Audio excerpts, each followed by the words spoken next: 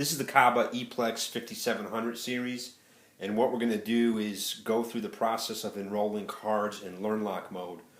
Once the lock gets installed, it's still in its factory setting, which is where the command master code of 1 through 8 opens the door. We're going to change that, which you have to do in any ePlex lock before doing any programming. That process is pretty simple. You have to designate what your new 8-digit code is, and you start with hitting the number sign or the pound key. You enter the existing code, which happens to be 1 through 8. Again, it's the factory code. You hit the pound key. The command 000 is the command to change the master. You hit the pound key again, and then you enter your new master, and we're going to use 8 through 1. You hit the pound key, and you hit that command or that code a second time to confirm, and then you hit the pound key twice once you're done.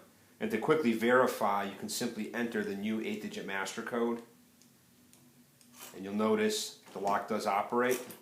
And if we try the original code, we get a red light indicating it's an invalid code. Now, to actually enroll cards in Learn Lock mode, the command for adding a user is 100, and then you have to designate the user ID, and the lock will hold up to 300 users in Learn Lock mode. That process, again, you start by hitting the pound key, entering the current master code, which is now 8 through 1. You hit the pound key again. Our command code is 100 to add a user. You hit the pound key. First one is going to be user 001. We hit the pound key again.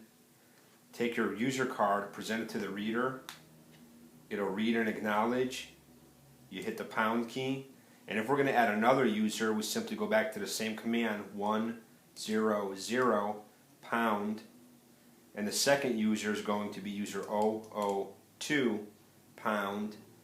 Take your second card, present it to the reader, and you can keep going through this process. Once you're done, you simply hit the pound key twice. It takes the lock out of programming mode, and you would simply verify that your user cards operate. And here's user 2. And as long as you remember who user 1 is and who user 2 is, you can then add or remove users if credentials are lost.